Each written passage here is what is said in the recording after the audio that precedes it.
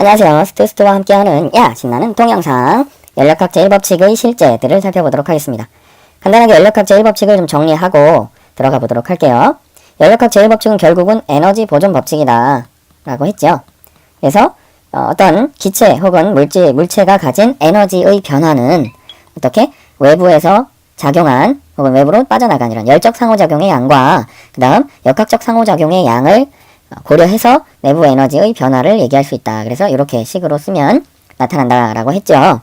그죠? 내부 에너지는 결국은 이 미시적인 입자들의 운동이나 이런 양들로 결정이 되겠지만 거시적으로 봤을 때 어쨌든 이 에너지의 양은 변화는 열적 상호작용의 양과 역학적 상호작용의 양 요것으로 결정이 된다 라는 얘기죠. 이렇게 많이 쓰죠. 이 왼쪽에 있는 형태보다는.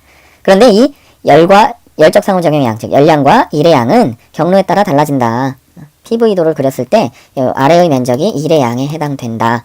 그러면 그걸 가지고 어떻게 열량의 출입을 이야기할 수 있다. 왜냐하면 이 내부 에너지라는 것은 그 상태에 따라서 그 양이 동일하기 때문에 상태가 결정되면 내부 에너지의 양이 딱 정해지기 때문에 경로에 무관하잖아요. 그렇죠? 그래서 한 경로 다른 경로를 가는 과정은 여러 가지가 있고 그러면 PV도의 이 밑면적이 달라지기 때문에 일의 양이 달라지죠. 그러면 처음에 요 식 관계를 생각해 봤을 때 당연히 출입하는 열량도 달라진다. 그래서 일과 열은 경로 의존을 하고 Q 빼기 W 이 내부 에너지 변화량 자체는 뭐다? 변화한 상태 그 두 가지 상태에 따라서 바로 딱 유일하게 결정이 된다. 라는 얘기입니다.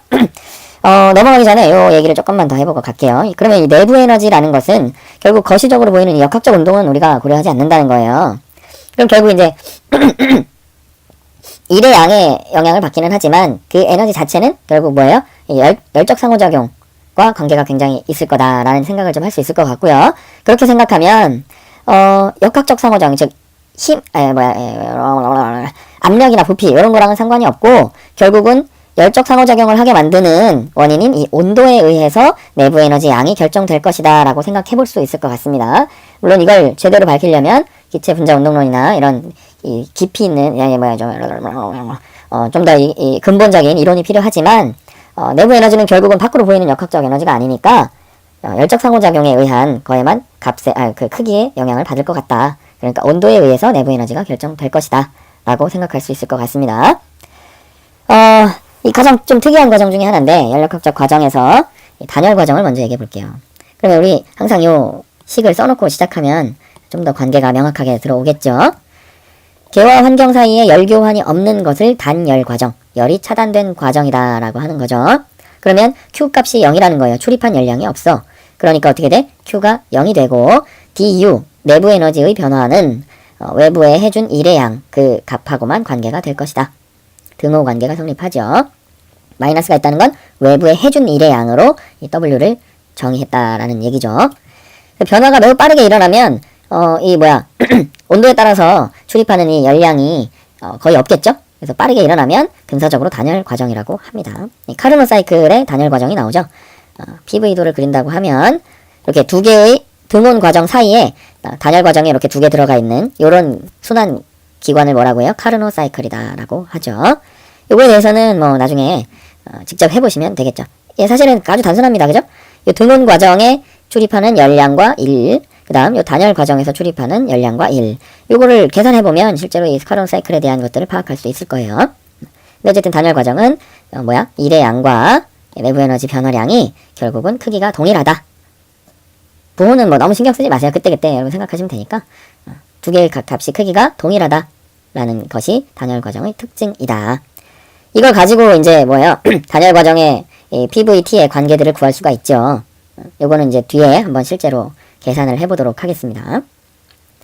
그 다음에 이제 등적 과정인데 등적 부피가 일정하다, 같다. 부피가 계속 같은 과정이라는 겁니다. DU는 Q-W. 그러면 부피가 일정하니까 역학적 상호작용이 평형이 깨지지 않는다는 거지? 그러니까 일의 양이 어떻게 돼? 0이 되죠. 그래서 Q와 내부 에너지 변화량의 크기가 동일하다라는 얘기입니다.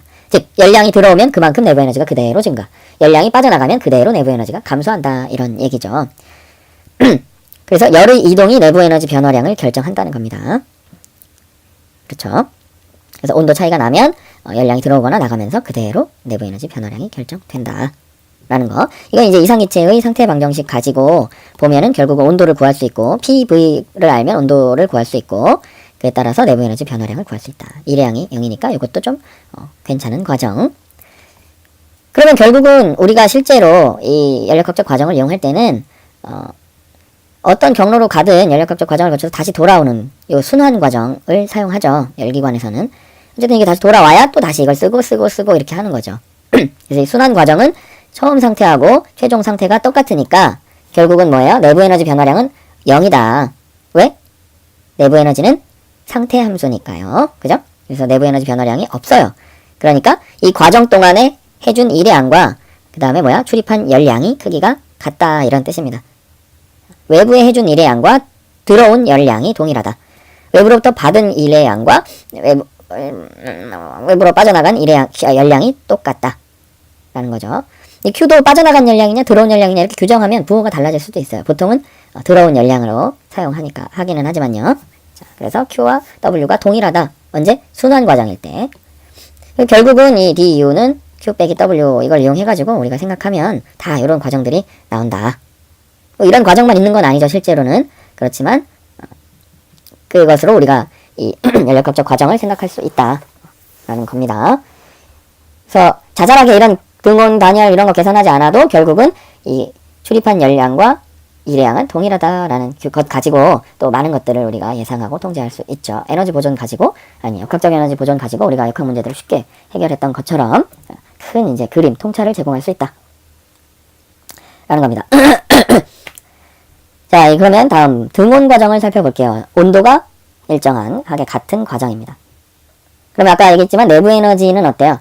온도에 의해서만 결정된다라고 지금 그냥 얘기를 하자 했습니다. 그렇다는 얘기는 온도가 같다면 내부 에너지 변화량이 어때요? 없습니다. 계속 일정한 상태예요. 그러면 순환 과정에서 얘기했던 것처럼 결국은 Q와 W가 동일해야 되는 거죠. DU는 Q 빼기 W인데 얘가 0이니까 Q는 W 이런 관계가 나타나죠. 이걸 이제 이상기체 상태 방정식을 이용해서 계산할 수 있는데 아직 뭐 상태 방정식은 기체운동론에서 넘어가서 지금 다루질 않았으니까요. 그냥 쓰기만 하겠습니다. 상태 방정식은 아시겠지만 PV는 nRT예요. 그죠? 이건 사실은 실험적인 실험 결과에 따른 것이죠. 그죠?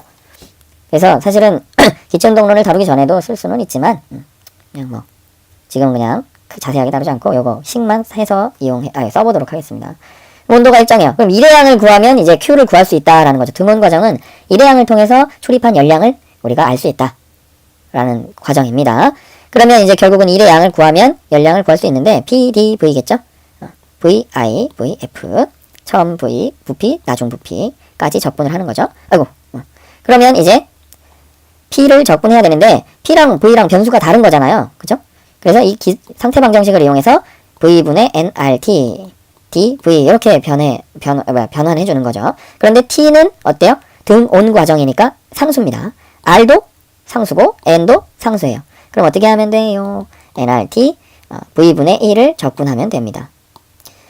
V분의 1을 이제 적분하면 어떻게 돼요? 자연 로그가 나타나게 되죠. 로그 함수가 되죠. 그래서 자연 로그 VI분의 VF가 된다. 이건 뭐 적분이니까요. 적분표 혹은 적분 과정을 따로 이제 공부를 해야 되겠죠. 그래서 등온 과정에서는 VI에서 VF까지 상태가 변화했다라고 하면 뭐 사실은 PV 그래프에서 가다가 돌아오고 쭉 갔다가 다시 돌아오고 이런 거 상관없어요. 왜냐면 올 때는 그러면 1을 받고 갈 때는 1을 해주니까 결국 처음 상태와 나중 상태에 의해서만 1의 양이 결정되는 거죠. 그래서 이건 이제 최종 알짜 1의 양이니까요. 그죠? 그래서 이걸 적분하면 어떻게 된다? 해준 1의 양은 기체의 몰수 곱하기 기체 상수 곱하기 온도 그리고 자연로그 VI분의 VF다. 라는 거. 그러면 이때 출입한 열량도 어때요? 요것과 크기가 동일하다. 단 얘가 해준 1의 양이니까 뭐야? 부피가 커졌으면은 플러스, 부피가 작아졌으면 마이너스가 되겠고 부피가 커졌으면 W가 플러스니까 Q는 마이너스. 빠져나가는 거죠. 그죠? 아니 뭐래. 저기 뭐야. 부호가 같죠 지금. 그러니까 외부에 일을 해줬으면 받아야 되죠. 왜? 내부 에너지가 동일한데 일을 해줬잖아요. 그러면 뭔가 밖에다 에너지를 쏟아 부었는데 자기가 갖고 있는 게 똑같으려면 어때요? 채워야 되지? 그걸 열량으로 채우는 거죠. 요게 또 아주 특이한 과정인데 자유팽창입니다. 자유롭게 팽창한 거예요. 프리 익스펜션. 그죠?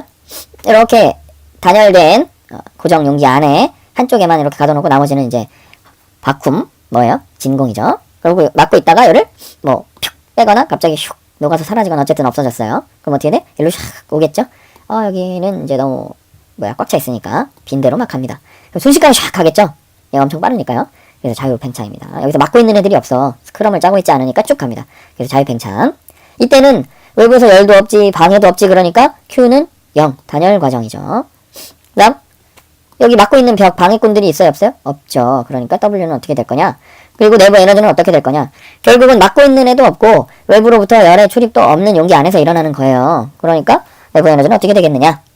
이걸 생각해 볼 수 있겠죠. 그러면 얘는 가역 과정일까요? 하나하나 준평형 과정으로 이루어지는 팽창일까요? 그렇지 않겠죠. 다시 되짚어갈 수 없어요. 얘가 어떤 과정으로 이렇게 팽창했는지를 우리가 되짚어갈 수도 없고 알 수도 없습니다. 순식간에 샥 가버리니까요. 그래서 비가역 과정이다. 나중에 얘기하겠지만 이 과정은 결국 그러면 엔트로피가 증가하는 과정이겠죠. 뭐 열 출입도 없고 일도 안 했지만 엔트로피가 증가하는 과정입니다. 그래서 뭐 이걸 생각해 보시면 될 것 같아요. 자유팽창하는 동안 내부 에너지는 변하겠습니까? 아무 상호작용도 안 했는데 이 연력학 제1법칙은 결국은 특정 어떤 과정에 성립하고 어떤 과정에서 성립하지 않는 게 아니라 언제나 적용되는 과정입니다. 그러니까 Q와 W를 알면 내부 에너지 변화량을 알 수 있고 기체운동론에 의해서 생각해보면 내부 에너지가 변할 이유가 있냐 없냐 생각해보면 되겠죠. 내부 에너지는 온도, 부피, 압력에 따라서 달라지느냐 아까도 얘기했지만 그리고 나중에 살펴보겠지만 온도에 의해서만 결정됩니다. 지금 이상기체를 다루고 있는데 그럼 실제 기체는 어떻겠어요? 밀도가 낮고 분자간 인력을 고려해야 되는 고압 혹은 저온 기체가 아니라면 이상기체처럼 생각해도 크게 문제가 없다 라는 거. 뭐 반대로 발생을 고려한 식 뭐 이런 것들이 있긴 하지만 거기까지는 우리가 뭐 크게 다루지는 않겠습니다.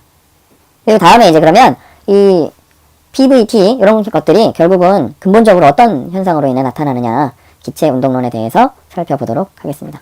그럼 빠이. 짜이짱.